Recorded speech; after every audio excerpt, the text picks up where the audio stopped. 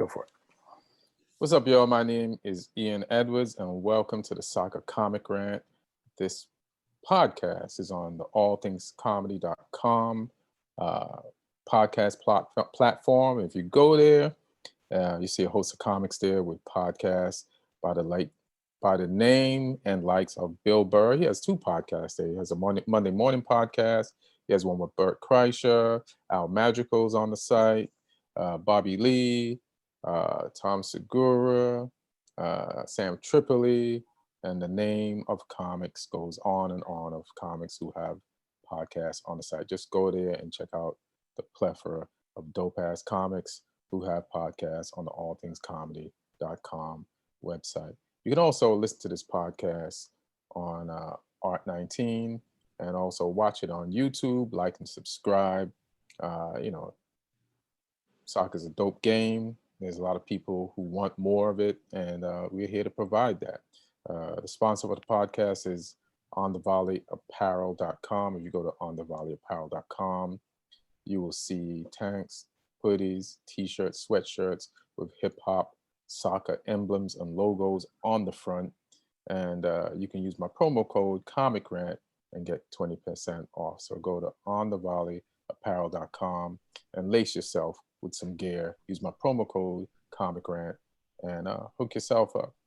And want to thank Aaron Brungardt for hooking this up. He's a producer for the show.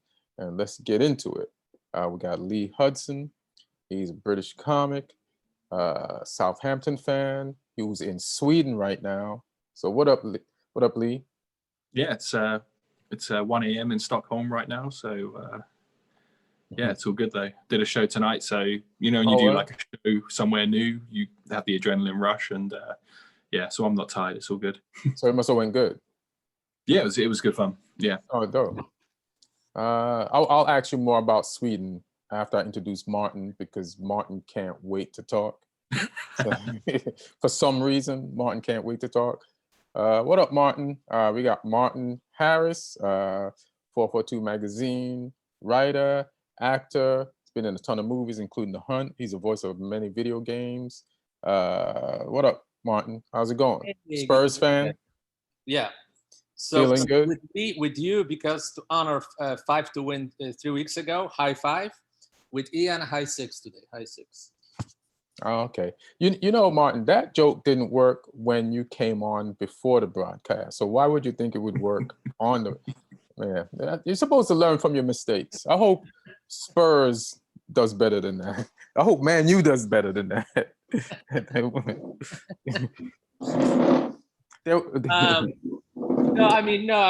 Listen. Of course, I'm happy about the game. Of course, I'm happy with the result. That's a historic result. I think I'm happy with the transfer window as well. Reguilón had a fantastic game as a left back. So let me ask you a question. So you're not going to go in the order of the show. You're going to take the intro and just run and just talk about whatever you want to talk about it, however you want to talk about it. Is that what you're doing? You're not going to say hi, how's it going? You're just gonna just... No, I said high five and high six. I did. All right. Go ahead, Martin. It's your day. Go ahead. It's really it's Spurs Day. So run with it. But yeah, it was an interesting week of football. I just want to say before we go into details that it is difficult to watch the games without fans. I can see that lack of preparation, lack of fitness preparation for the season. It's because it's different, it's shorter, affects a lot the way the game is played. It's the most goals scored since 1930, 1931. So it's not because of some change of tactics or some change, I don't know, that all the defenders were sold to Bundesliga and all the best attackers were brought to England. So the reason has to be because of the way this season started and the way it continues with all changes, with everything related to COVID, with the fact, for example, that Liverpool had 2 players that couldn't play because of COVID. And let's say there'll be 7 players on another. Let me just finish the point. And let's say there'll be 7 players on another team next week or 2 weeks from now who won't be able to play. That will affect another game. So it's a different season. It's a weird season. And we have to accept that and just enjoy what we can. And that's it. That's all I have to say. So the Spurs win doesn't count. All right, good. I'm glad you cleared that up. So you only won because of COVID. I knew it. Good. I'm glad you said it. I didn't want to blame it on COVID, but I'm glad that you said that. Let's talk about the Spurs Man U game. Let's get it out the way. For me, it's just been a terrible start to a season for Man U, period. I think we lost all 3 games, but we managed to get 3 points out of the 3 games. Last week could have been really bad because was it Brighton? They hit the post 5 times. So, and I'm taking this like I just watched Match of the Day, so I'm reassessing. Like I know we should have lost the Brighton game. I even tweeted about it, and then to go into this week and also last week in mind, and like listen, it's been a short it's a short preseason or a non-existent preseason, but that's been the same for every team. So we're all playing under the same conditions, except Man U had even less of a preseason. Also, Pogba does not look great. It looks bad. But I'm gonna also take into consideration that he had COVID and was away from the team, and he's definitely playing like he's out of shape. Just the way he lumbers around on the field, that is not an in shape player at all. So hopefully that's the issue, because you can get in shape. We're playing terrible, which means I don't know what the problem is. Like, it makes me wonder, like, what are the players being coached about, like, during the week? Because the players are not playing for the coach if he is coaching them well. And then if they're not playing for him, if you're a player on Man U, why would you play for a coach that the board is not backing? Like, everything is connected. So it's like, you might say, get some players in, and the players there should play hard anyway. But everybody, it's a small world, especially when your sport is amplified in that world and you know what's going on. So it's not even real turmoil, but when you see like Chelsea and other teams buying players and stuff like that, it shouldn't affect the players, but it might be. I'm just trying to pinpoint, like, and figure out why our start is so terrible. So that might be some of the reasons why, but it's no excuse now that the transfer window's closed and that we got some players in. And we did decent in the transfer window. I don't think this is bad. I watched some highlights of Tellez. They're highlights, but he looks good. Cavani's been the top 3 or 4 scorer in the world for the last 10 years. So I don't think he's done. He is 33, but Lewandowski's 32. He's at the top of his game.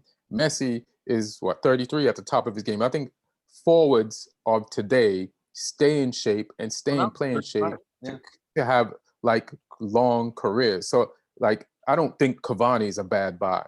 And some people are like, oh, well, it's a last minute purchase. Nah, Man United doesn't know how to do a last minute transfer. They've been talking to Cavani for a while, and they tried to get people, like, he was on their list. Then they tried to do better and they couldn't, and they went back to, or else that transfer would have never happened. So, and we got Van der Beek. Now Solskjaer has to put this all together, and let's see what he does. Mm-hmm. So a couple of my thoughts. Very good week overall. I'm not thinking only about this game, because obviously, we used to have those rants just for the sake of the podcast for the last 7 years, and it's the biggest win for Tottenham by far. Although I remember one time when we beat you guys 3-0, and you were somewhere in Australia, and I think we scored like 3 goals in 4 minutes, and you texted me something like, "Why did you wait so long?" So we had already like one very good game against Man U since I was the guest on the podcast.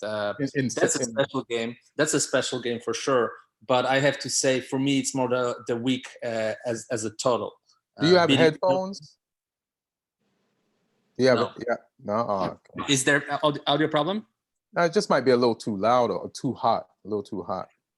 Okay, I can go. Is it better now? Yeah, it's better. Anytime your voice is inaudible, it's perfect. So the totality of the week, beating Chelsea in the League Cup, then advancing to the Europa League group stages, and then beating, of course, Man U. The entire week for me is very promising because I can see the things clicking. I can see a team buying into philosophy of Mourinho. I can see him motivating players, getting some players to play better, like Ndombele, for example. Reguilon is a huge signing. I believe Bale will be a huge signing. So I look at it more than the fact that we just beat the United team that is clearly not in a very good shape altogether, although that's on the coach as well, because even if it's a shorter preparation, it's shorter for everyone. It's shorter for everyone. So he clearly didn't get the team ready to play for the start of the season, and that's on Solskjaer in a lot of ways. You can criticize the board for transfers. You can criticize Pogba for not trying or not being healthy or whatever, but it's on the coach to get the team ready, and he didn't. I've seen promising signs in the game against Newcastle where we dominated. It was a very unlucky draw. Actually, I liked our performance much better against Newcastle than against Southampton, even if we beat Southampton fair and square. We're kind of lucky because in the first half, Southampton was better. That's the truth. We only had one shot on goal, and Southampton had like 5. So I see progress. The first game was terrible against Everton. Second game against Southampton was slightly better. Third game against Newcastle was much better. And now the game against Man U was even better than that. So if we can keep progressing and if we can win a trophy, we're now off to the quarterfinals of Carabao Cup, and we'll play Stoke City in the quarterfinals. So we have a good chance to go to the top 4, and then it's only 2 games and we'll finally have a trophy. So if he can do what he did with Man U, winning Europa League, winning Carabao Cup, and finishing second in the league, for example, I'll be happy with that. And I can see it being possible now with the way we play and how we bring players, because we even brought Vinicius from Benfica finally as a second striker who can sometimes play when Kane is tired, when we are leading, and just give him some more rest. We have Reguilon, we have Bale, we have Doherty. This time Aurier played there. Doherty was on the bench. Next game could be Doherty playing and Aurier will be on the bench. For the first time since we finished second in the league, we have 4 fullbacks that are pushing each other. Because when we were really competing for the title, we had 4 fullbacks. It was Danny Rose and Davies competing on the left, and Trippier and Walker competing on the right. Then we let Walker go, then we let Trippier go, then we brought Aurier. He didn't have any competition. Then there was a Danny Rose situation. It was a lot of turmoil. Right now, it's the same as 5 years ago. We have 2 guys on the left, 2 guys on the right. They're competing. They know they're competing, so they'll be pushing each other for the better of the team. I see promising signs from Tottenham. What do you have to say to Martin's bullshit, Lee? I think, are we just going to gloss over the fact that Lamella's elbow on Martial to the face was worse than the retaliation, and that red card massively affected the game? Materazzi. Yeah. And I didn't want to gloss that over, but I was gonna, because even an ex-Spurs player for Match of the Day said, if one goes, the other should go, and Spurs were really lucky on that one. And I don't care. You guys didn't look great. I'm a man. We didn't look great, but we got jobbed on that. But it affected the game. Like it affected the game completely. Like, it's VAR. You can go back. Like, you're a ref, right? You know that players don't. You know the old adage that you catch the person who retaliates, but there's a reason why they're retaliating, right? So look at the thing. Like, listen to what they're telling you. And it's like, Martial was just standing there and he gets a forearm in his face, right? So Martial should have just went down. So, he didn't go down, he retaliated, and then he gets a red. But that red definitely changed the game, especially like as much as the red that didn't happen in the Arsenal game kind of changed that game. You know what I mean? Well, I disagree. It changed the game. I think that the result would be lower. You were dominating the game. I mean, even at that point, we're dominating the game. You weren't dominating the game. It was 2-1, and we're attacking. We're creating chances. We're dominating the game by far. So, I wouldn't change the complete outcome. We would have won, but we would have won probably 3-1 instead of 6-1. No, because the third goal you scored was based on us being a man down. Our goal after that was based on us being a man down. But I wouldn't go that far. It's fine if you don't want to admit it. You probably don't think Lamela should have got sent off either. No, she shouldn't. She shouldn't get sent off. No. There you go. It was unsportsmanlike, but it was a trick. He pulled the trick, just like Materazzi pulled the trick in the World Cup final 2006. Materazzi used words like he struck a player in the face. When you fight for position in the penalty box, that happens all the time. He just hit him. He just hit him, Martin. There was no fighting. That happens. That happens constantly in games. That happens. Something unusual. But Martin, nobody said anything about it being unusual. He should have got a red. You don't just forearm a player who's just standing there in the face, bro. Like you got the win. Yellow. Admit that should have been a red. They're not going to take it. No, I think you should get a yellow. When you retaliate, the reaction is the red. That's how the rules are. If you react the way he reacted, that's a red. What he did was a yellow card offense. What did Marshall do to get a yellow card offense? A red card offense. What did he do? Hitting him in the face. Okay, so what did Lamela do? Hit him in the face. Harder. With Lamela, you can argue it wasn't intentional. Nobody's arguing it was intentional. Oh, a lot of people are arguing. He can say, "Hey, I was an accident. I was fighting for position. It just happened." You can argue that. There was no position to fight for. He was just standing there. Like this is a Southampton. Lee, take this away. It's unclear. It's a yellow card. Yeah. If you retaliate, it's always red. Whatever you do. I'm sorry, Lee. What were you saying? So the arm's high. It's intentional for me. He's tried to hit him, and for me, it's either both or none of them go. Thank you.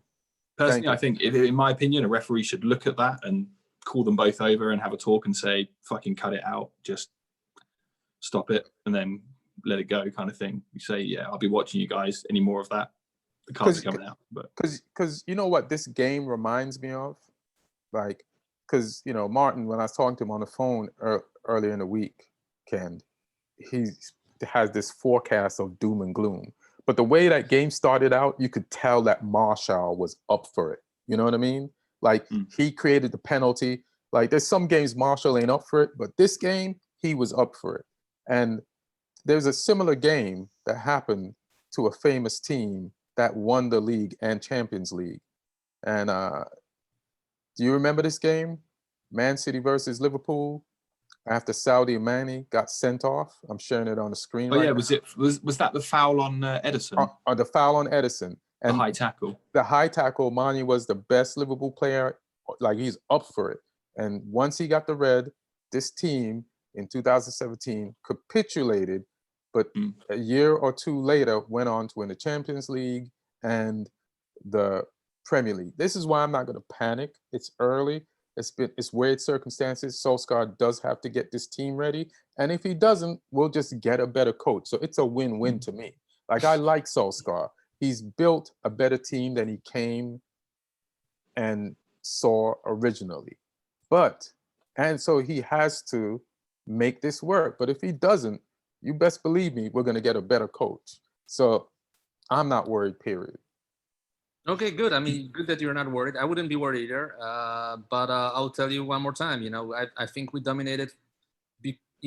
Beside the fact that you got a penalty, like kind of a lucky penalty at the very beginning, we're dominating the game all the time. Martin, there was nothing lucky about that penalty. They won 2 their way through your defense, and then Marshall. How is it a lucky? You're hilarious. No, unlucky because Davinson Sanchez shouldn't react the way he reacted. He made a mistake. That's what I'm saying. It wasn't like that we were pushing for minutes and then finally we fouled one of the guys because we weren't able to contain you guys. It was just one individual mistake at the very beginning of the game. But Martin, after that, you're excited. You're excited about the win. You're excited about the win. No, I'm not excited about the win. I just like the way we played because I think you are excited because you said it's the biggest. What did you say? It's the biggest what? Result against us. In a while for the Spurs, for sure, yeah. Yeah. So. Thing is, though, like Spurs were on top at the time of the sending off. That's like, there's no arguing that. But the thing is, momentum shifts happen in football games, and a momentum shift is unlikely to happen when you're down to 10 men. So, I mean, Spurs were on top. They may have stayed on top the whole first half, and it may have been 3-1 or 2-1 at half time. And then United could have come out and done something second half, but that's just not going to happen. Right, exactly. Based on the way this game was going and how dominant Spurs were. And based on Man U performances this season, I would say we would have won that game anyway. I would agree with that, but I don't know. Like the way we came out suggested like it's time for us to get our shit together, and we went right through you in the first 2 minutes of the game and got a penalty, which we deserved. There's no luckiness involved in that. We walked right through your offense. Then you guys came firing back, and I just think, yeah, you may have won this game. I'll give you that, but I'm being honest. Lamela should have been sent off, and that was not. So like you're not being completely honest. Like I am. I am honest. That's what I No, think. you're not, because our penalty wasn't lucky, and Lamela should have been sent off, and you probably would have won based on how we've been playing. So it's like I'm willing to be like, man, you fucked up here, and the ref fucked up here. You're like, no, it's like there's no like rationality. Why? It's not. Why shouldn't you be rational? Because I'm rational. I think with Lamela case that could be unintentional, where with Martial is 100% intentional. That's the difference. All I have to say. Listen, you don't accidentally hit somebody who's just standing there in the face. Probably, but it's not like that's not touch. They're not even connected physically. He's standing to his. It's like they're standing in a T, and this is Lamela. I'm Martial, and from the T, you're like, come on, bro. Okay, let me ask you this: would have France won the World Cup 2006 if Materazzi didn't go into a dirty trick and change the course of the game? It's not the same. It's a bad example because it's not the same. No, but it's a different example. No, it's not. Wait, let me finish. In footballs, there are also so-called mind games. There was a mind game trick from Lamela. He tried to get into his head, and he did. Martial shouldn't react that way, as you said. If he fell down, probably Lamela would have gotten at least yellow card. Probably. Here's the thing. Materazzi didn't get a yellow because he didn't touch Zidane. You feel me? It's a completely different thing. It's like nobody heard what Materazzi said, but everybody saw what Lamela did. There's also VAR to correct a mistake, and they didn't use VAR the way they should have. So I don't know what you're talking about. There was also a situation. But bro, you won. Just accept it. Like, listen. Here's my honesty. Talk about mind games. I remember this game. Here's my honesty. Like last week, you hit me up. You was like, like last week we won, right? So I'm like, yeah, man, you have to play the full 100 minutes of the game, admitting that Man U got an extra 10 minutes to win a game they shouldn't have won. My honesty feels good, Martin. You should try it sometimes. I'm honest. Still win. You still win, bro. That's my opinion, Ian. That's how I feel. I'm not saying it just. I know, but it's not honest. I know it's how you feel, but it's not honest. Like I'm not gonna like sit here and be honest about my team and be dishonest with you about your team. That and it's not even a feeling, bro. There's experts. Jermaine Jennings, a goddamn ex-Spurs player, says Lamela should have been sent off, or none of them should have. That's his opinion. No. He's right. This is not an opinion. He's right. That's your opinion. No, he's right. And that's the bottom line. Lee, you got anything else to say on this? Because this guy is a piece of work. No, that's my opinion on it as well. That's your opinion. I just want to go back to Man U because I spoke about Spurs. I want to go back to Man U. I mean, why it's happening, what's happening.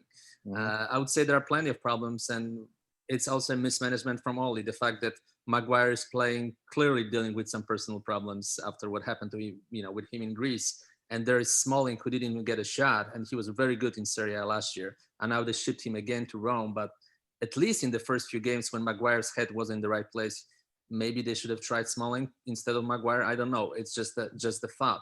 Then no, they planned on selling him, so they weren't going to do. Oh, I mean, he's your player. If he's better, but you don't want to get him injured because you want to get the money.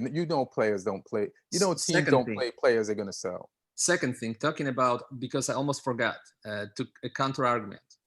Let's say Martial is not ejected. Bailey should have been ejected for the foul when he stomped on Harry Kane heels, and it's also most of the experts say that. Yeah, so but it would be 11 against 10. but we wouldn't even have been in that situation for him to stomp him. Like the red Why? card changes everything, bro. No, yeah, you do. He stomped on his heels. He could have happened at any point of the game. The red card changes everything, bro. But you know, it's he the should have butterfly gotten a red card effect himself as well. It's the butterfly effect, bro. That's why we can't afford to lose the bees. It'll fuck up the whole world. If we lose Marshall, it fucks up the whole game. Then Bailly stamps on the guy. Then Shaw fouls Lucas Moura and should have gotten probably a red, too. It's a butterfly effect, bro. All right. Yeah. But there are clearly problems, and Pogba's situation is a problem. It's not working out. Sometimes it is possible that you have a pretty girl and pretty guy, and they're both great, but it doesn't work out between them. So I think that's the case with Pogba and Man U. It's just not working out. It is just not working out. Well, if it's not working out, the right coach will make it work out. So listen, I'm all for Solskjaer, but he has to figure this out. The one thing I can say about Solskjaer, and I told you this over the phone yesterday, is that whenever he's faced with a run of games that could get him fired, he comes through. He coaches the way he played. We need a goal. There's 1 minute left. Solskjaer would score that goal. Last season, there was so many games where he had a bad run, and then he has to face the best teams in the league, and everybody's like, this motherfucker's about to get fired. And he would beat the best teams in the league, except for Liverpool. But he steps up to the pressure. He coaches like how he plays, so now he has to get back to that. And if he doesn't, I like him. I think he's going to be a successful coach. I think the way Manu is building the team, he's building the team as if he's Ferguson, and he's not building it like Mourinho goes to a team, he builds it for right now. I'm going to win right now because I'm only going to be here for a limited amount of time. Like Solskjaer's building a team, like they bought like 2 18-year-old players. Like they're looking for the future. He's like acting like he's going to be here for a while, like for 10 years. And he wants the team to have that team that he's going to play for the next 10 years now. So, but let's see what happens. So I like a lot of the things that Solskjaer has done. I'm not throwing him under the bus, but if he doesn't work out, there's good coaches out there, and nobody will ever forget. At least I won't, that he changed us for the good. Now, next big match was, it wasn't the next big match, but it became the next big match. Liverpool versus Villa. Villa wins 7-2. What a fucking crazy affair. We have to say. Can I go to Lee first? I just think you've got to give Villa a load of credit. They threw Ross Barkley straight in from the start as well. Him and Grealish both looked a good creative force for them, laying on chances. And they looked a lot more. They just look a lot more solid and a lot more dynamic this season, Villa. They've clearly done some work in the off season, which credit to their manager Dean Smith. They've done really well there, and they played Liverpool well. They saw Adrian on the team sheet in goal, and decided on like a shoot on sight policy with 3 goals from deflections. So when he's in there, you want to put him under some pressure because he's got a mistake in him. He did that with his feet on the first goal, and Villa just they look a lot more. Like I say, they look a lot more goal threat to them this year with Watkins up front. Really impressed with him, and then obviously Barkley adding some more creativity alongside Grealish in the midfield as well. They shot at Adriana like he was a shooting range target. Like I don't think a target at the range gets shot at as much as he did. But Martin, what do you say about that game? Well, we have to start with the fact that Liverpool have a coronavirus crisis in the team. Not a crisis. 2 players. with Mane, who is an absolutely Right. crucial player, and he was the best player in the previous game against Arsenal. So it's a huge loss, Right. and we have to say that. I mean, and Thiago Alcantara, who was just starting to play for Liverpool, is another great player. So you lost two great players, and that's the problem. Second problem, they play very high line and kind of very casual at the back this season. They conceded 3 against Leeds. They conceded 1 and should have been more than 1 because Lacazette had chances against Arsenal, and they conceded 7 now against Aston Villa. That's 11 goals in 3 games. The 2 worst defensive teams are Man U. Good to know you're great at math. You good to know you can count those classes. No. But I'm saying I have to say that. I have to say that because this is an important number. That shows that there is a defensive problem with Liverpool, and which they have to solve. It is the defensive problem right now. What is the most important number? How many games have you played? 3 games. 3 or 4? They only played 3. I'm talking about you, Spurs. 4. And Liverpool, I think they played 4 games. They played Leeds. Arsenal was last weekend. I'm sure they played the weekend before that and they won that. They beat Chelsea as well. They beat Chelsea. They beat Chelsea. The game that was the sending off. Yeah, so 11 points, sorry, my bad. So the important number is they have 9 points. You can count them goals as much as you want, but how many points do you have? 7 from 4 games. 7. So count that too. So different standards. Yeah, and Liverpool are clearly the best team in the country. Right, and the standard is points when you're the league. True, but if there's a warning sign, you have to say it. You have to say it. All the pundits are saying that there is a warning sign. So, but I know pundits look for warning signs. They look for alarming things that they can cling to and like have people check out in the headlines. Like I don't think Liverpool is out of the woods either, but I like the first thing you said was very critical about Sadio Mane, and like they didn't press. You can't play a high line and not press to the ultimate amount of your ability, and they did not press. They also, so that was wrong. And then Adrian, is it Adrian or Adriana? Adrian. Just Adrian. Adrian. Like Adrian. So I almost want to add a Iana to any Brazilian player. So Adrian is not. They lost the best goalkeeper in the world to an injury, and you replaced him with Adrian. They might as well have put Kepper in there. You know what I'm saying? It's like, it's a huge drop off. Then they lost one of their best forwards, so that's goals they took off the field, and he's the initiator of their defense. Mane stays pressing. He will press you. He'll argue. He'll stay on you more than a black girl. That motherfucker will just press you. You know what I mean?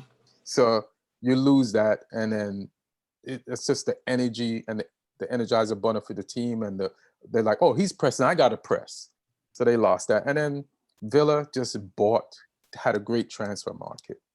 You know, they just had an amazing transfer market. Like they got the Arsenal goalkeeper that won them 2 trophies. You know, they got Martinez, and then they got Ross Barkley, who had a good game, but in that good game, Ross Barkley still shows you why he's not world class, even in a good game. Like there's like 2 clear-cut opportunities for him to score that he missed, and then the one goal that he did score was a deflection.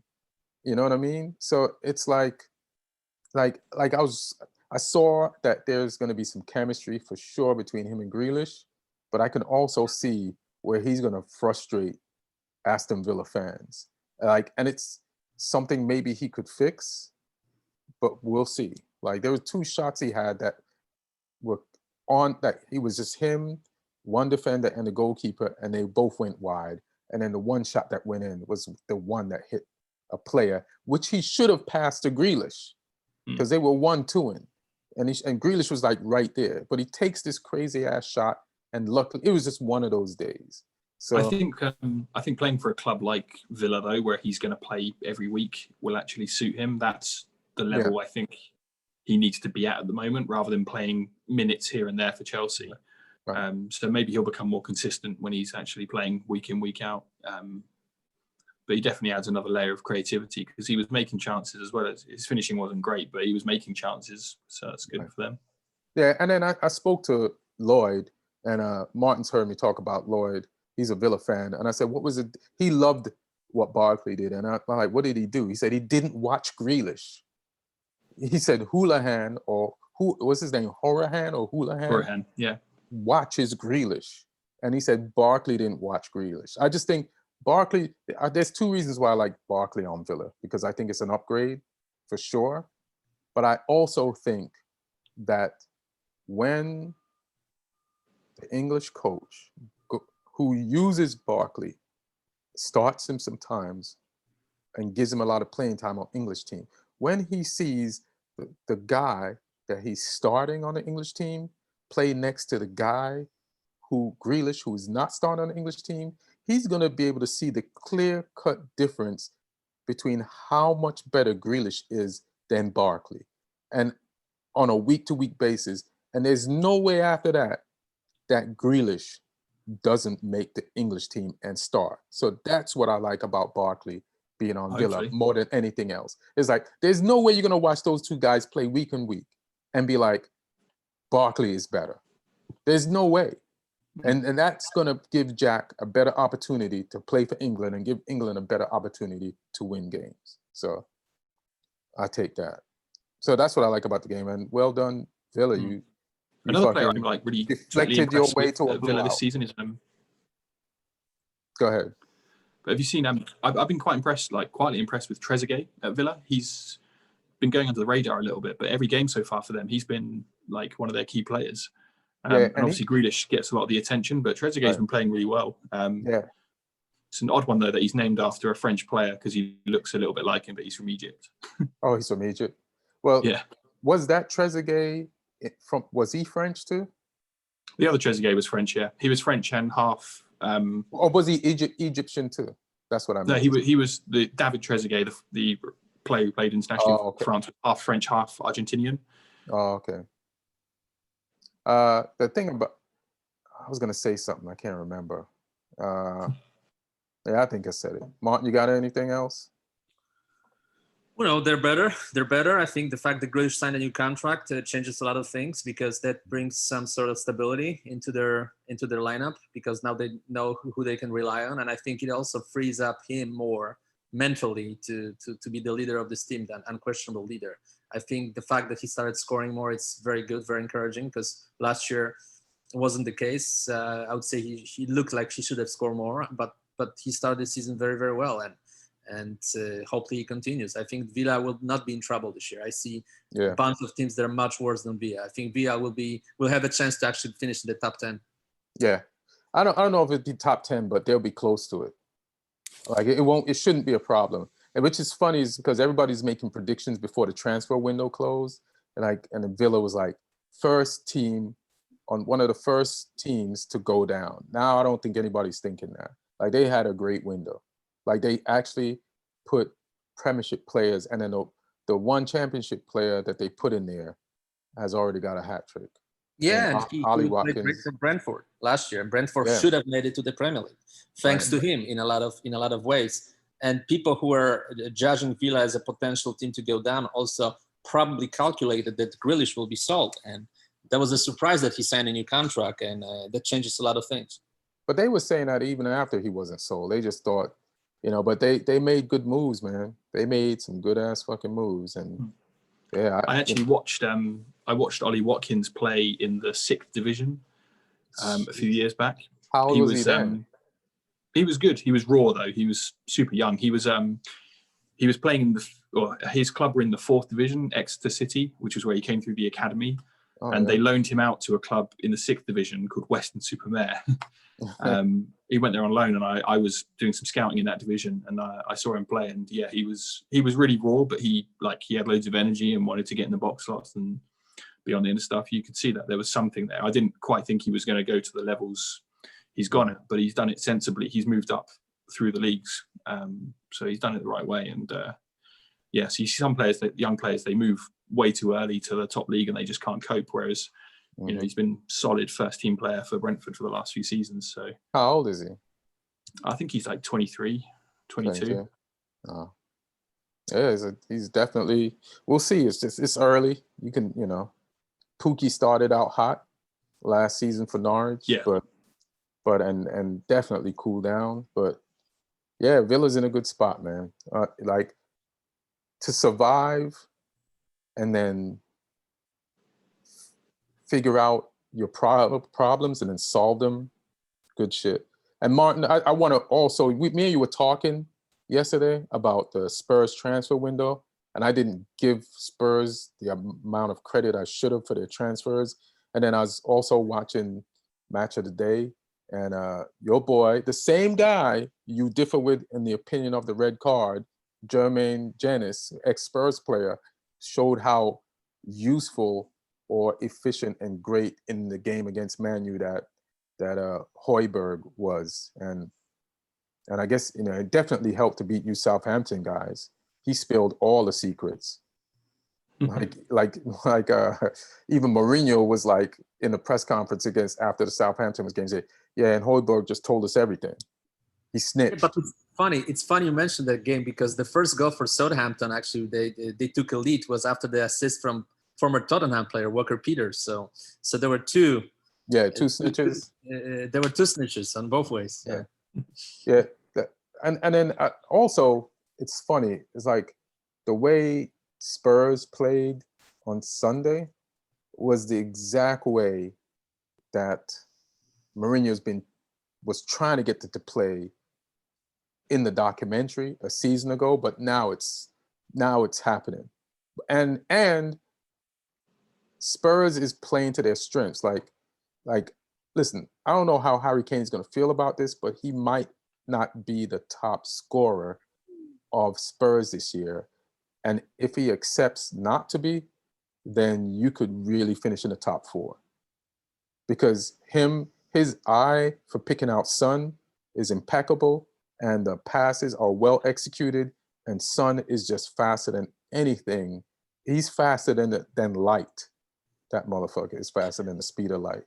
Well, you mentioned it. I have to add to what you just said, that Son was unavailable for the game until the very last moment. Everybody was expecting him to be injured. Even Mourinho said it a couple of days earlier that he's going to be out for a couple of weeks. Lies. And then he's in the starting lineup. So they played that trick very well as well. Yeah, lies. Yeah, of course it's a lie. They played that trick so well. I transferred him out my fantasy football team. Oh, yeah, me too. I did. Serve you both right. I bought Martial, actually. I put Harvey Barnes in. He had a goal disallowed. That is hilarious. So when Martial got the red card against your team, you're like, shit. I didn't put him in the starting lineup though, so thankfully okay. I didn't get the minus. I would get minus points. Yeah. Yeah. Well, he won a penalty. You don't got something. I don't know if penalties count in fantasy football. I don't play fantasy football. 3 points. 3 points. 3 points. All right. So you would have got minus 5 is for the red card. -5. Yeah. All right. Yeah. So, I mean, you're talking about Harry Kane playing as a 10, but I think what would be quite interesting to see when Bale's fit is like a front 3 with Bale and Son wide and Kane in the middle, but Kane drops to sort of overload the midfield, and then Son and Bale can attack the central areas. I think that could be really effective. Yeah, exactly. And then you can also play Bale on the left and Son on the right, or Son in the middle and Bale on the left and Moore on the right. There are so many options. Dele Alli will have a problem to start a single game till the rest of the season, I think. Yeah, if you have the fullbacks overlapping as well, I think that'll be really hard to defend against. Yeah. Yeah, Spurs definitely had a good transfer window. So one of the things I was talking about was like how like England had a top 4, right? They always had a top 4, top 3, top 4. Then last few years, top 6, which Spurs put themselves in. You know what I mean? And what other teams? So the original top 4, like Arsenal, Man U, Chelsea became a part of the top and City 3 to make it to 4, and then Man City came in, and then Spurs started causing trouble and coming up there to make it a top 5, and then Leicester. Then now there's Leicester, right?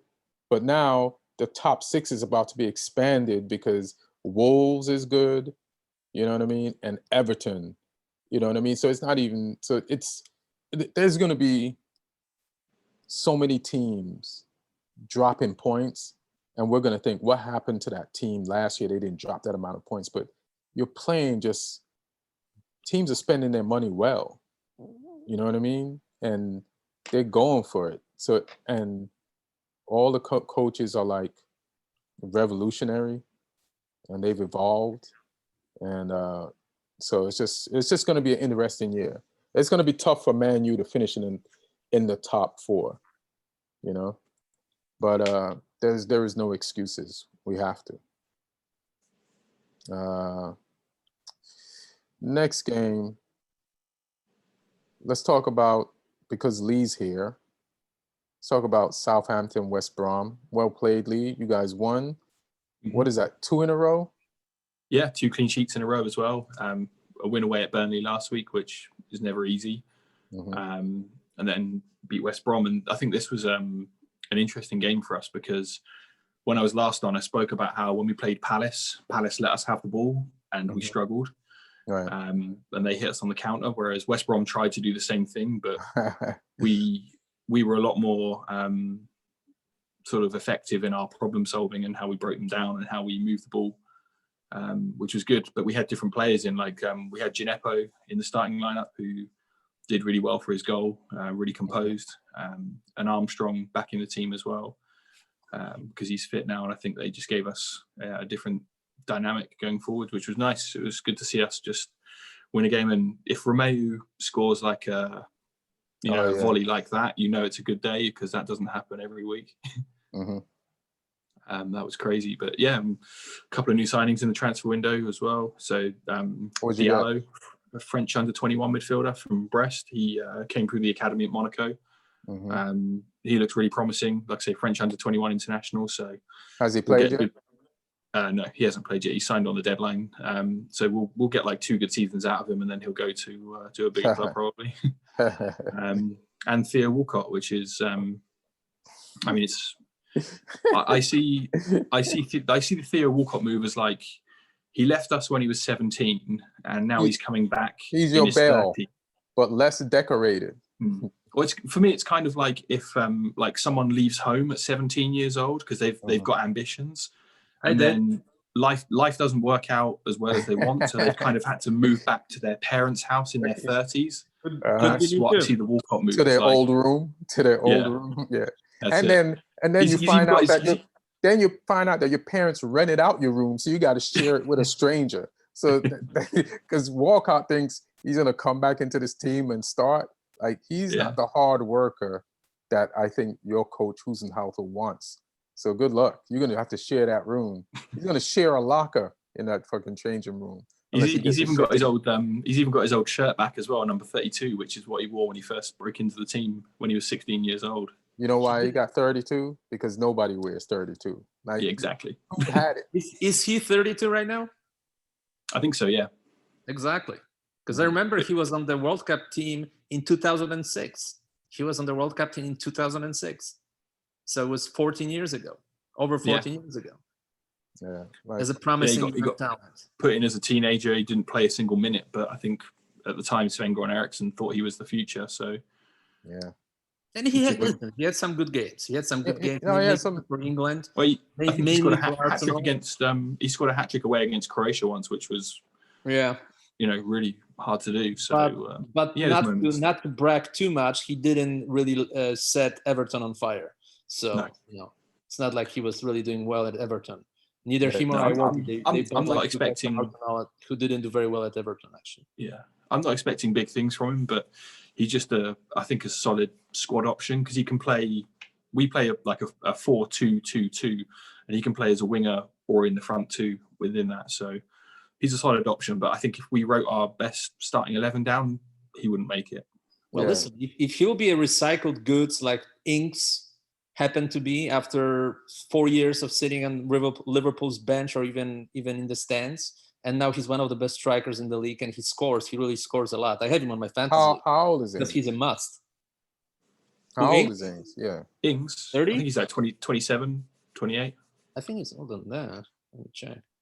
I know. Lee should know. It's his player. Because I think the age thing makes that analogy not 28. work. 28.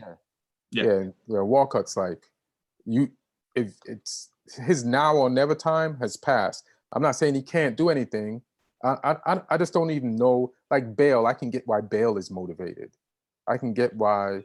I just don't even know if Walcott's interested, like in like being the best 32-year-old player that he can be. So, yeah, I don't think he was ever interested when he was younger too. But we'll see. But good game, Lee. Like I saw the highlights of it, and you guys came up. So you won 2 games in a row, and you lost your first 2, and now you won 2.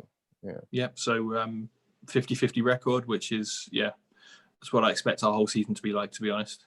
Right. We'll win half the games, we'll lose half the games. Yeah, that's what I figured. Yeah. All right. Leeds, Man City, 1-1. Pretty fucking exciting game. They both it's went probably at the best each 1-1 other. I've watched in a while. Yeah. They both went at it, and Leeds might have, their chances were better. Like, let me see the sheet. Like they possessed the ball more than Man City. I think you could see Man City were hurting from the Leicester game. Like the first 20 minutes, they came out like really aggressive, really quick, and I think they could have been almost like 3 or 4 goals up in that time. But after Leeds sort of settled down and weathered that storm, they matched them in every area, I think. Yeah. 82% pass percentage for both pass accuracy. Have you ever seen a team buy more defenders that don't work? I think the new guy actually played solid. He wasn't like amazing, but I think he was okay, and he should be okay. I think the problem is more structural, that the way they play as a formation as well. And I don't know why he keeps playing Mendy. Mendy's clearly not working for Man City. I don't think I've seen a good game from him, and usually see a lot of mistakes. Like I still have in my head a mistake he did when Pulisic took the ball and scored a goal at the end of last season. So he's very mistaken prone. There's just at this time there's something off about Man City. It looks like the project kind of burned out. It kind of reminds me of what Chelsea was in the 4th season with Mourinho at his first time at the club, when they started losing games and they fired Mourinho because something was not clicking, something was not working.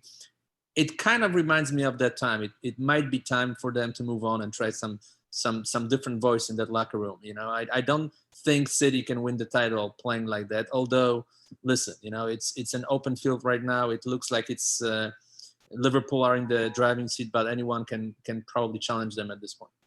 Yeah, I mean, if you ask me, they got to get their defense right, and like defenders are like, it's a weird position because somebody could be a shit defender for a whole year, and then a half a year later, they could be the best defender in the league. And Man City has a bunch of defenders that they have to like sit through the growing pains to find out if these defenders are going to be good or not. So you're going to take some L's while they learn to be good, or find out that these defenders are no good at all, and they spend a lot of money.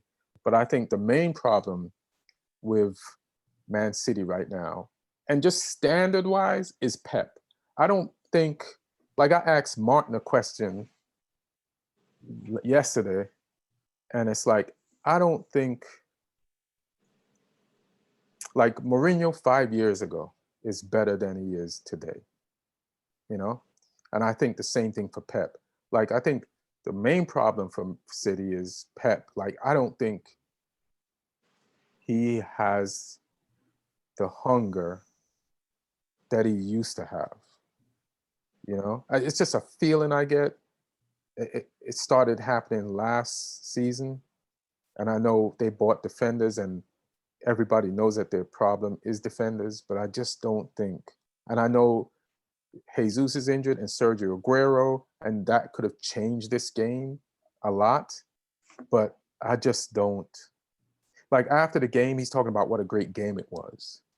And that's just, and I know your Bielsa is your idol, but that's just not how Pep was. You know what I mean? Like he would want to win, even if it was a great game. And to just be happy that you dropped a point. And it's not like you dropped the point before the Liverpool game, like after the Liverpool game. So you had the assurance of what happened with Liverpool. You just didn't. You just dropped the points, and Liverpool was going to play Aston Villa, and it was a foregone conclusion that Liverpool was going to win that game. So I just think his competitiveness is gone. And then there was something also, like, just for me, going back to the Man U game, like there were two funny things. There was two funny things. So after Man U lost, I went on YouTube and they posted the video of Graham Souness in the studio next to Patrice Evra. And Graham Souness is like talking about the game, all swollen with confidence that Liverpool was going to win later. And you throw to Evra and he's crying his heart out. And it was after Liverpool, I saw the Liverpool score. I couldn't wait to get back on to the Sky show to see Graham Souness talk about this game after he thought that Man U had the worst game of the weekend. So that was fun to see. And I just want to say, yes, Man U lost, but Liverpool will never let us lose alone. So thank you, Liverpool, for not letting Man U lose terribly alone. Couple of things about Leeds. Bielsa clearly has a philosophy. Both players, maybe not with the biggest names, but who fit their style, their system. The best example is Klich, who couldn't find a team for almost 10 years. What country is he from, Martin? Just remind me. He's Polish. Yeah. Of course, that's why he's talking about. Yeah, that's why you said that, Lee. That's hilarious. He tried in like 3-4 different teams, and it didn't work out for him in Bundesliga. It didn't work out for him in Holland and a lot of other places. And finally, what country is he from? What country is he from? Polska. Polska. Oh, okay. Yeah. Polska. Sorry. Yeah. And he's actually playing very bad for Poland, for the national team. So that's not the case. Bielsa found something in him. He always had talent, but he found something, and he knows how he wants to use him. And so far, he's been one of the better midfielders of the season, surprisingly.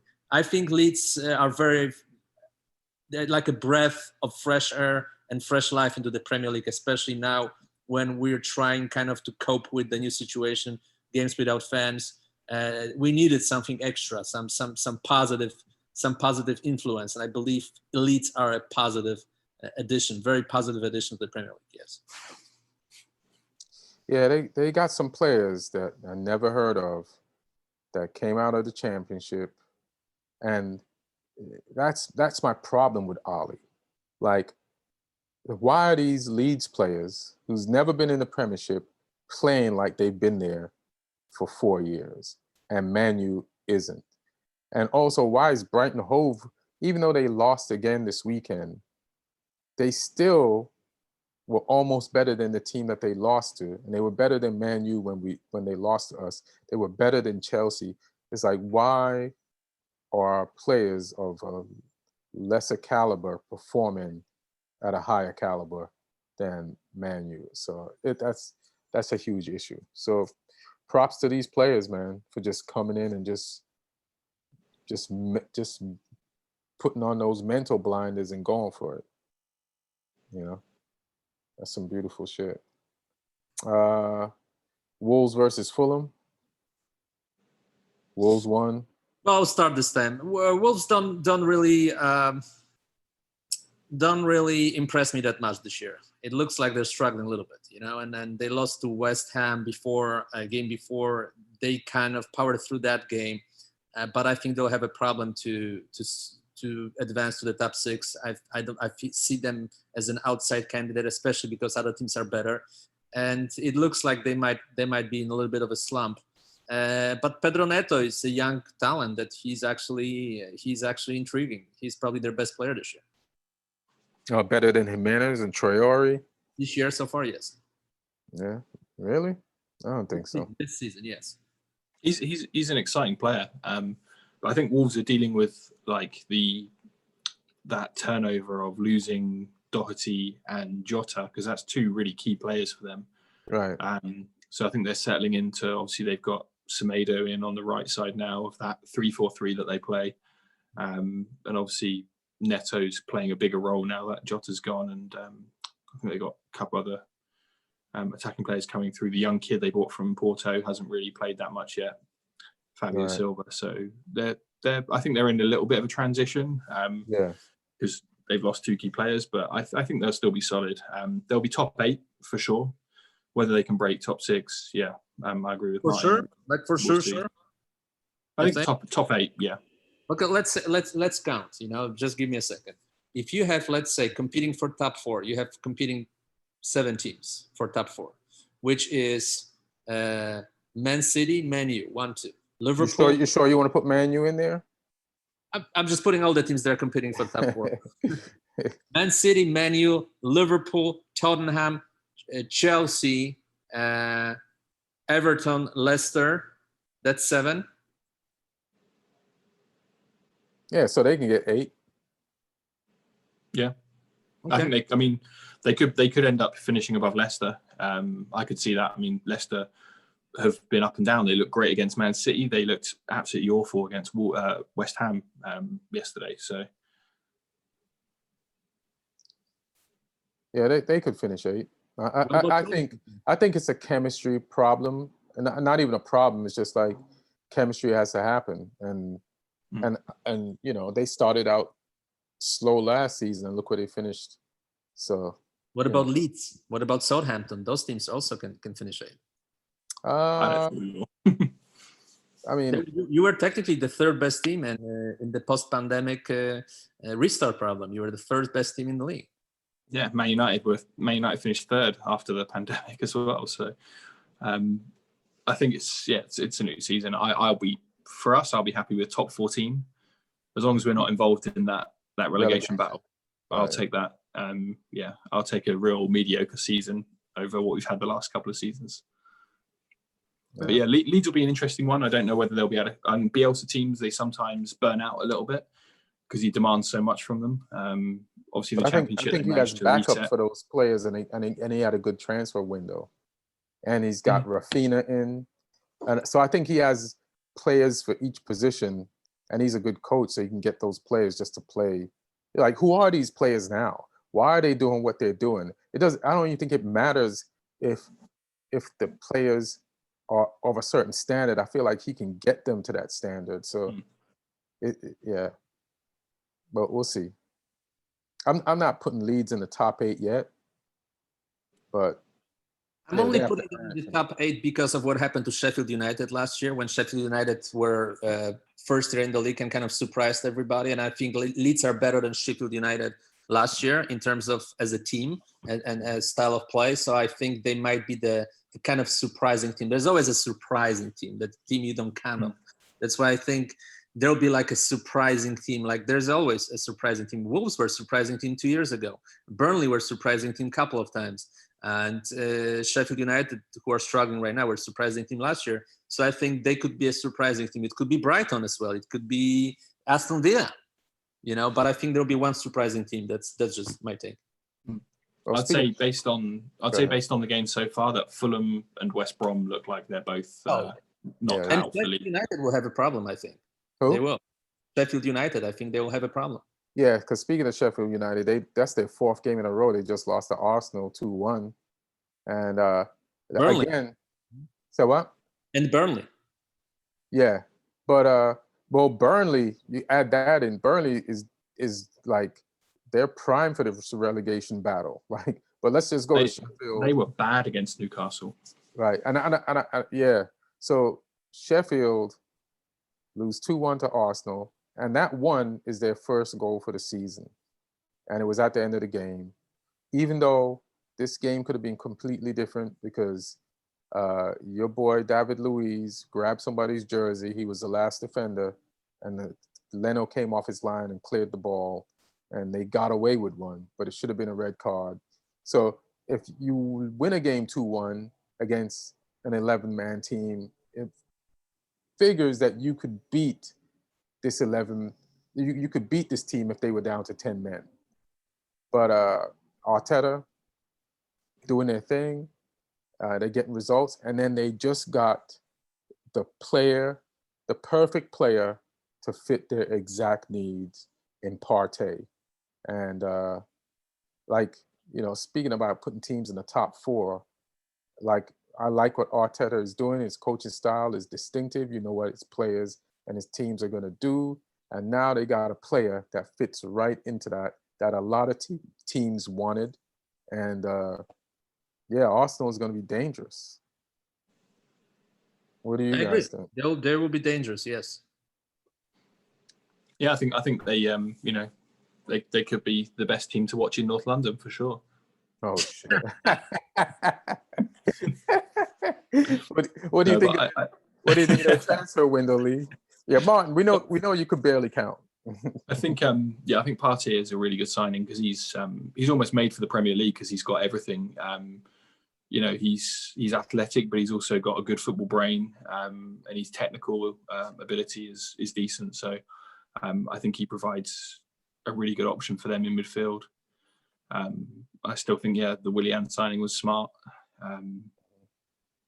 Gabriel looks decent at the back as well. So right, it'd be interesting to see how they carry on with what Arteta's building there and whether he can sort of maintain it and push it further.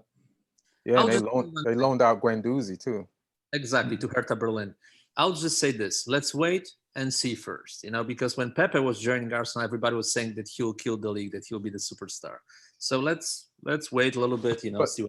To be honest, I'm glad you brought up Pepe.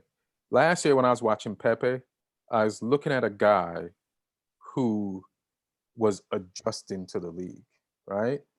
And I was like, but he wanted to. He wasn't afraid to try, which was and I don't want to get misquoted. Not that there's so many people watching this podcast that I could get misquoted, but I remember watching. This is when I knew Kobe Bryant was going to be a great player. When he's playing Utah, it's probably his first playoff series ever, and he took those 4 air ball shots, but it wasn't. He missed 3 air balls. Yeah, 3 air balls. 3 3-point air balls back to back. And I was like, oh, this guy is going to be great because he's not afraid to shoot. And you can learn to shoot, but you can't learn to be brave. You just have to, you're just born that way. And so he just has to so Pepe, he was always trying to show everybody what he can do. And he's always trying to adjust to the league. And I was like, you know what? A year from now, this guy is, as long as he still is fearless, he's definitely going to make his mark on this league. And then he scored a goal this weekend. That's oh shit, maybe it's happening. So, hey man, watch out for Pepe. He might be one of Arsenal's best signings in a while. Number one, I think there was an adjustment for him as well, because when he was at Lille, he was the main man. Right. And then he's come from Lille in the French league, where he was, the number 1 player, to Arsenal, where he's trying to fit into a team with Aubameyang and Lacazette and people. And it's just an adjustment, but he's definitely got something for sure. Yeah, for sure. I believe he's got something. So Martin, have fun watching the best team in North London, and it ain't Spurs, bro. Last time I saw them, we beat them. So until the next game, we're the kings of North London. Dude, is there a title for that? Is there a trophy for that? Sure. There is a trophy in the heart. Yeah, because they won. I want to say one thing, but that's a cliche, of course, that every Tottenham fan knows. We're original North London team. Arsenal changed their place in London. They're not original. From Woolwich. Yeah. All right. So. Yeah. They're the noisy neighbors. They're the noisy. Still doesn't take away their Premiership titles, though. No, and huge credit to them. I was there. Yeah, as I said, Juan Kokan was my friend, so I was celebrating with them in his house in Barnet. Mm-hmm. So only way you'd celebrate a title. Nah. with an Arsenal player. It ain't gonna be with no Spurs player. Remember karaoke with him and Kolo Touré. Yeah. was back in, I think, 2003 or 2002. But that was fun. Yeah, that was a lot of fun. Yeah, the good old days when you was hanging out with the right winners, hanging out with winners. We mentioned Burnley earlier, and they lost to Newcastle 3-1. So, yeah, man, Burnley, like, they kind of have a similar problem that I mentioned earlier about Solskjaer not being backed by the board, even though I believe he's been backed enough. And the good thing about Solskjaer not being backed completely by the board, he's been backed enough for him to prove now that he's a good coach. You know what I mean? Like, if he gets to the top 4 with these players, there's a lot of doubts about if Solskjaer is a good coach or not. You know, he's not going to get the leeway that Klopp got, because Klopp won titles before he came to Liverpool. Like, the titles that Solskjaer won in Norway don't count. It's not like a top of league. So he has to impress now. Like, there's even ex-teammates and a lot of pundits don't believe in Solskjaer. They've completely written off what he's done in the last part of last year and finishing 3rd. So I just say that to get to him not being supported by the board. And speaking of not being supported by the board, this Burnley coach, Sean Dyche, is not being supported in any way financially. It's like he's taking money out of his own pockets to buy players. And he's like in the hospital room, like nursing players back to health. He's got no support. He's voiced it. He's a disgruntled manager. And I think it's showing on the field, the lack of support. Like, the players know, everybody knows. So I don't know if he's going to be the first coach to be fired. He might be the first coach to quit, or Burnley is definitely in line to win the relegation title. So, yeah, it's sad because, for example, even Brighton just bought 2 players from Polish league. They paid 11 million for one of them and 6 million for another one. You know, they're constantly looking for to strengthen it up, and they already have a decent team. It's very sad that this is the case. Even Fulham got Hudson Odoi, right? Loftus-Cheek. Loftus-Cheek, yeah. And actually, Fulham did 2 things. Like, you could put papers in to tell the league that you're gonna buy a player, right? Mm-hmm. Even if the work to buy the player, the negotiation is not done.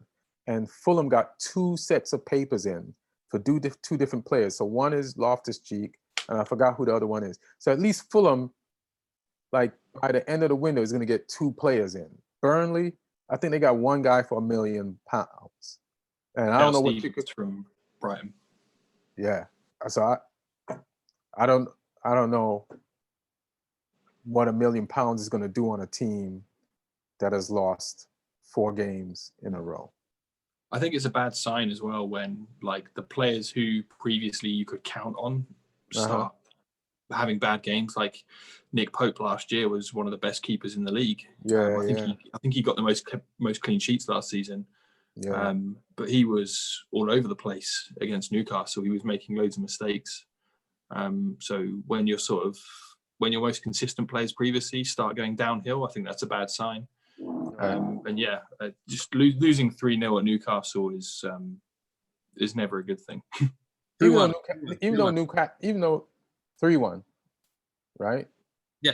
3-1, even though Newcastle has improved and they made some good buys, and but it's funny. I heard that the Newcastle fans still want Steve Bruce out. Yeah, I don't understand it. This is what you said about Solskjaer. Sometimes, some managers get all the passes in the world, and some managers are being hated for no reason. Where you look at Steve Bruce, he actually has a better percentage of points as a Newcastle manager than Rafa Benitez did. Right. He's actually doing better job technically, point-wise, than Benitez. And Benitez is beloved, and people want Steve Bruce out for I don't know why. And it was his dream job, so I can only be sympathetic with Bruce. That he's going through those struggles. So actually, it might work in his favor that there are no fans in the stadium. Yeah. I mean, I can sort of understand. Like, you saw, like, I watched the game against Brighton, where Brighton just turned up and rolled them over without even really trying. But Brighton is like rolling everybody over. They rolled us over. They rolled Chelsea over. They just didn't get the results.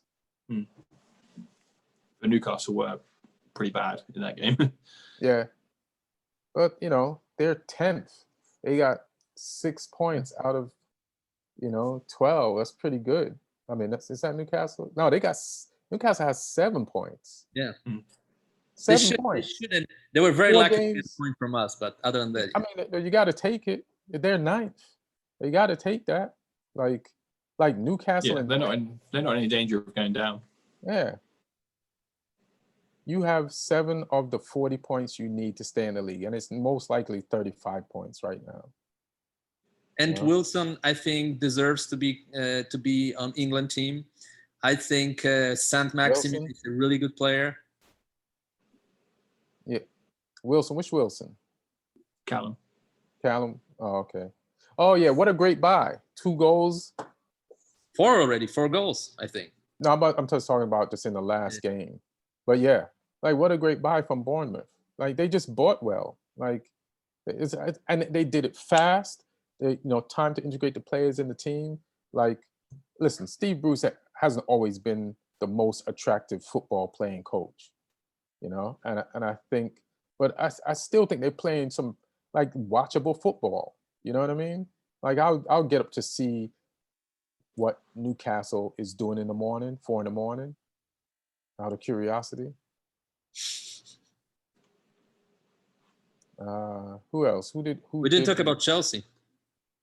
Okay, yeah, 4-0 against the Crystal Palace. They shut them down. Before we go into details about the game, I just want to mention that after the game, players surprised Tammy Abraham with a surprise birthday party. Ben Chilwell, Jadon Sancho, and they got him into trouble on his birthday because of the party, which Tammy Abraham apparently wasn't aware of. So it was a surprise party.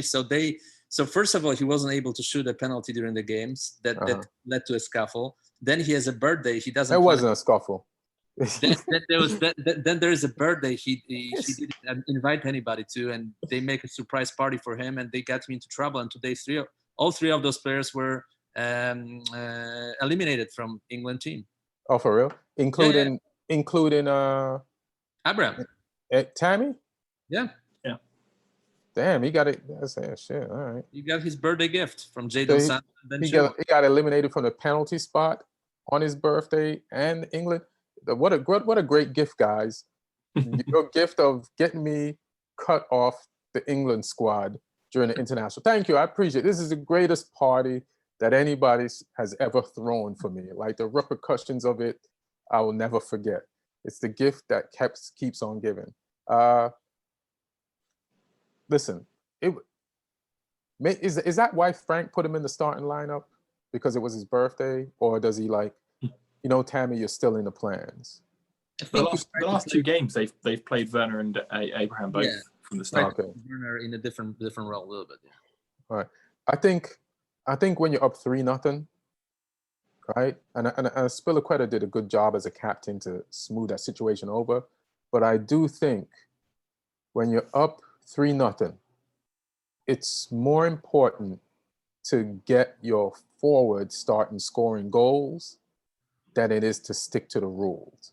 Because another goal for Tammy, whether it's a penalty or not, would just give him confidence during this break when he's not going to be on the English team.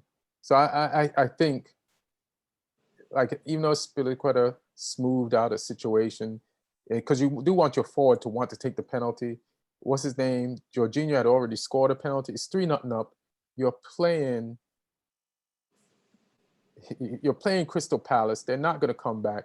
Get your forward another goal so that he can go into the international break confident and ready to come out. So I do think he should have got that penalty. And it's weird that Chelsea wins a game 4-0 and none of their buys, except a defender who you didn't buy to score goals, scored a goal. So it's like the team you win 4-0, but you're still not functioning on all cylinders. It's one of the weirdest wins ever. True, but I think Havertz, and experts are bragging about Havertz. Havertz is showing some some good signs. I've heard a comparison. Somebody said that it's like you put Dimitar Berbatov and Michel Ballack into a blender, and what comes out is Kai Havertz from that blender. That, you know, his elegant way of playing, and at the same time, like the way he touches the ball and the way he attacks the ball is really special. And I think he's actually a very good buy for them. What do you think about Kai Havertz? I believe in him, but I'm having fun watching him fail right now. But because I'm sure he's going to succeed at some point, and he's going to hurt us. So right now, while he's not, you know, it's a healthy. That was a good game. It's a healthy. He was all right. He was better than he was the games before, and I think they're grading on that. And that there's players, Leeds players played better since they, you know what I mean, since they came up than Kai Havertz. I can pick out 5 Leeds players that on a consistent basis since the beginning of the season that have played better than Kai Havertz, and those players did not cost 90-something million. So he'll be fine. I feel like he'll be fine. Werner will be fine. But are they playing up to their price range? Nah, bro. Did you have something to say? It's interesting that they've started using Werner and Abraham together in the same team, because I think Lampard might have looked at how Werner played for Leipzig, where the actual like main striker was Yusuf Poulsen, who's a big target man who does a lot of work for the team, and then Werner would work the channels. So I think maybe he's trying to look at doing that there, because the first few games when Werner was the number 9, it didn't look like it quite worked. But yeah, it'll be interesting to see. I think I think him and Havertz will both they'll both come good. And what's Havertz playing exactly? Is he a midfielder? I know he can play everything, but where is he playing? Like, where was he this game? Winger. Yeah. But he's not like a sort of old-fashioned winger. He's more like he comes inside and joins in the central areas, and then the fullbacks. Yeah. They have the fullbacks going, and then they have the so-called half right midfielder and half left midfielder who are like dropping to the center, making the space, but they can go wide as well. Yeah. What I feel like, if you're Kai Havertz, you're not going to stay wide enough because you want to get some goals to justify your price tag. So he's going to be drawn in when sometimes he probably should be out, and it would help the team by him not scoring right away. But when you got that price tag on you, it's going to draw you closer towards the goal, which might go against coaching decisions or coaching instructions and shit. So we'll see. There's going to be competition for places there as well now, with Pulisic is obviously fit again now. Yeah. So yeah, it'll be interesting to see who starts when everyone's fit there. Yeah, that Pulisic just got some extra shit. Like, I still don't understand how Dortmund got rid of him so easily, even though they got 60 for him. It's still like his desire level is just above everyone's, you know. And when you get that on the field, it's like when Liverpool was missing Mane, you know what I mean? Like you needed that in that Villa game. So we'll see. What other, did I cover every team? Leicester, West Ham. I said it last week. David Moyes is the greatest Zoom coach of all time. Listen, he should just never come back to the stadium. He should not get in traffic to go to games to coach. He should stay home, put his foot up on the ottoman and eat popcorn and listen to what the commentators are saying about his team and then call in the corrections. Because this West Ham and Mikel Antonio, I've never been happier for a player in my life. Like, his interviews afterwards are dope, and he's done great since Project Restart. He helped save West Ham, and he's 30? And they said, you are our forward, and he is delivering. And he's big, he's solid, he's hitting people like he's a defender, and he's hitting defenders, and he's a force down there, and he's like, you know, it's like, we haven't even discussed the Everton game, but like him and Calvin Lewin are having these growth spurts. And I would never, like, sometimes Mikel used to make a smart play and then make a play that was 3 times as dumb as the smart play. Now he's not even doing that. Like, some of the passes in this game, I was like, I had to freeze it, rewind it, and say, did Mikel Antonio just make that pass? Because he never used to do that. So I don't know what happened, but something good happened for him. And West Ham, there's won. about Moyes that he's actually has a fever at home and he's coaching Man U right now, not West Ham. It sounds accurate. Logged into the wrong Zoom call. Logged into the wrong Zoom call. They gotta get Zooms on these calls. So he's home. He thinks he lost. You know what? Like, somebody talked about it, about West Ham, that even on the bench they have so much talent that they're actually not as bad as people are. They've never been bad. They've just been like the worst piece of gumbo. But one of the shows I watched, they were like, Felipe Anderson got skill, Lanzini got skill. They were on the bench last game. Exactly. So he's putting in the players who are Moyes players, like guys that play old school English hardcore effort football, and those guys are on the bench. And then, like, is Fornells better than Lanzini? Well, he is in a David Moyes system. Yeah. He scored a great game. Yeah, like Lanzini, I remember, like, you worry about losing Lanzini if you were West Ham a few years ago. Now you're like, who he's injured all the time, and then when he's in, you just don't see the effort. And you got Fornells like busting his ass, passing the ball to Bowen in the last few games, and combining with Antonio. So it's like, fuck it. Creswell had a good game, nice assist. So, hey man, I like Mikel and Antonio, and they don't look messy. Like, there's so many games, win or lose, where West Ham, it's just the hardest thing to watch. You know what I mean? It's like but that's improved. So. And up to the last part, I guess, will be the leaders, right? Everton. Top team in the league. Last but not 4-2 versus Brighton. Carlo Ancelotti, you son of a bitch. You can coach. You have changed the life of Dominic Calvert-Lewin. He has scored approximately, Martin, you're good counting on your fingers. I think he's got 9 goals in 4 games this season. That is crazy. There's seasons when he only scores 9 goals.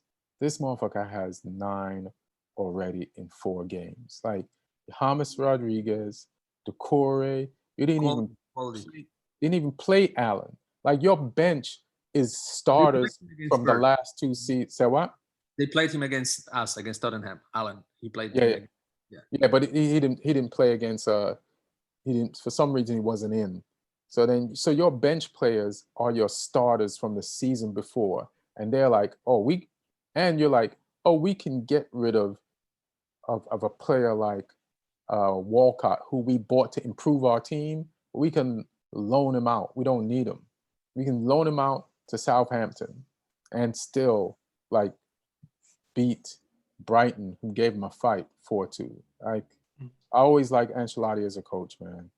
What I will say, though, is that, like, whatever magic formula that Ancelotti has worked on Calvert-Lewin, it's not working on Pickford.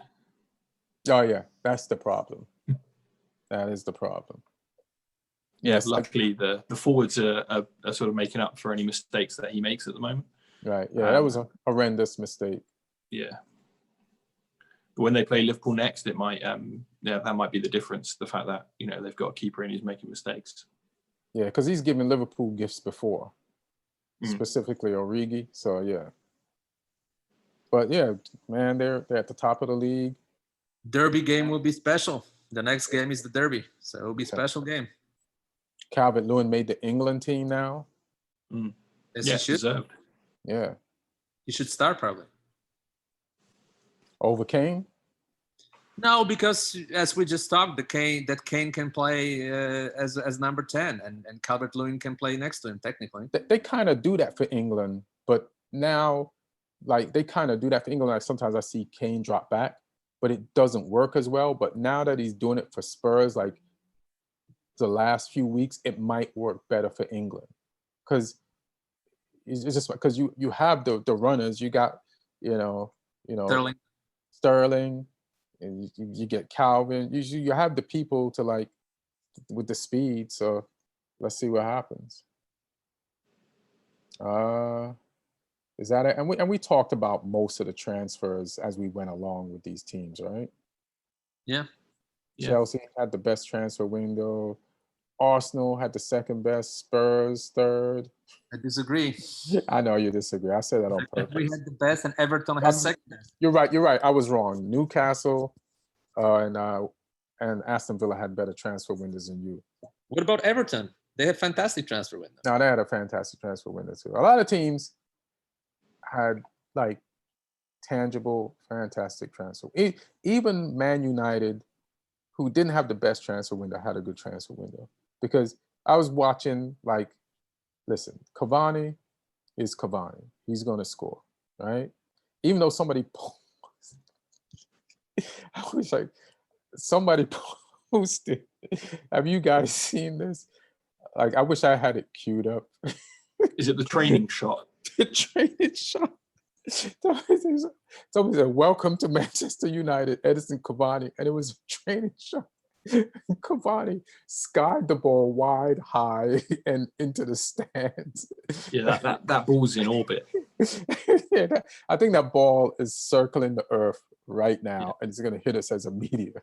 It was good, but everybody was saying we needed a number 9. We got one, and you don't want a number 9 that's going to take away all the time from Greenwood. So this is a perfect type of a number 9 where you can bring him in to change your focus of attack, but also use him in a way that Greenwood could still get his run in the field. So I think that up front is perfect. Tellez, if he's as good as everybody says he is, then we have a replacement for Shaw, because I think we do lose a lot of games last season when Shaw wasn't in. Like, Shaw gave us a lot on the left side. So Tellez, I heard, is better than Shaw. So we can't argue that. Yeah, it's an upgrade, see? And we needed better defense. And so, boom. And he's left-footed, too. And what else? Van der Beek, even though I don't know why Solskjaer's not playing him in the Premier League. I don't know if I don't understand. He comes in late in games. He looks like he could play, but I think he adds to what we have. We needed backup and relief for Pogba and for Bruno Fernandes. So, yeah, like, we could have got more players, but we still had a good window. Might not be as good as other people. Like, you can't judge, but, we had a good window. So we had a good window for a bad window. How about that? Normally I don't do the standings yet, but let's talk about who's going to play next when this, or we can do that next week. I'll just do the standings because we got a whole week before. I got the international break. Yeah. So let me just get to the standings. Like, it's fair to do a standings where Everton is at the top, because we don't know if this is going to last, but I think it would. So Everton is number 1, top of the league after 4 games. They have 12 points. They are +7 in goal difference. It's all green. Their next match is against Liverpool, and that shit is going to be crazy. Aston Villa, who everybody nominated to be relegated, is number 2. They have 9 points from 3 games. Crazy and bananas. Leicester, who started out the season strong last season, started out strong this season. They beat some formidable opponents, including Man City. They are 3rd with 9 points. Arsenal, 9 points from 4 games. They are hovering above Liverpool, who is 5th, and who is hovering above Spurs, who is 7th. Chelsea, they also have 7 points, and they are 7th. Leeds, newly promoted team, they are 8th with 7 points. There's a lot of teams with 7 points. Newcastle is 9th with 7 points, and their coach, their fans are not happy with the coach. So you can't please those people. Everybody's like, Newcastle's a big team. That was a long time ago, fans. I don't even think half the fans that are saying that Newcastle's a big team were alive back then. That's how long ago that was. Do you remember, Lee, when Newcastle was a big team? When Shearer... In the mid-90s with Keegan in charge and Shearer and Ferdinand up front. But they didn't win anything then. It was just a beautiful team. Second, they almost won one title when they were ahead like 11 points against United, and you guys cut them at the very end. Yeah. Hey man, that's what we do. Yeah, that's what we do, baby. Yeah. Ferguson got in Keegan's head that season. Hilarious, beautiful. West Ham, they're 10th with 6 points. Southampton, what up, baby? They're 11th with 6 points. No relegation battles so far with them. Finish the season. Just finish the season now. We're done. Finish it now. You want another big corona outbreak, which is probably going to happen? All right. We'll see. We'll see if the corona gods can answer your prayers. Crystal Palace, they are 12th with 6 points. Wolverhampton Wanderers, who Martin does not believe in at all. They are 13th with 6 points. They have one less point than your team, Martin. Jesus, you're hasty. Man City, Jesus Christ. Only 3 games played, 4 points. But we do expect better from Man City. And their next game is Arsenal. So there's 2 big games. Is that real? They're playing Arsenal again? They didn't play Arsenal. No, they're going to... So they're playing... Arsenal played Liverpool. So that's a big game. Same weekend. That's crazy. We'll talk about that more next week. So Brighton Hove is right on the ass of Man City. Watch yourself, Man City. Brighton Hove is not playing. They got 3 points, and they're right behind you. Brighton Hove, you watch your ass, because Man United is 16, and we got 3 points, and we're right behind you. And 3 of those points belong to you. All 3 of those points belong to Brighton Hove. We should have no points. West Brom is 17th with 1 point. And for a team that's doing bad, they got something. And Burnley, 0 points after 3 games. Sheffield United, even worse, 0 points after 4 games. And Fulham, 0 points after 4 games. And they got all L's. And that's the standings, y'all. And there's international week. And the real season starts after that, right? Yeah, this has been like an extended preseason right now. Yeah. For Martin, this is the real season. They beat Man U. That's it.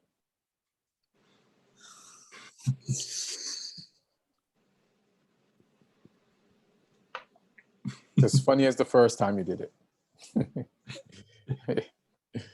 Anything you want to say, Lee? Thanks for coming on. You're in Sweden. You're on vacation. How is it out there?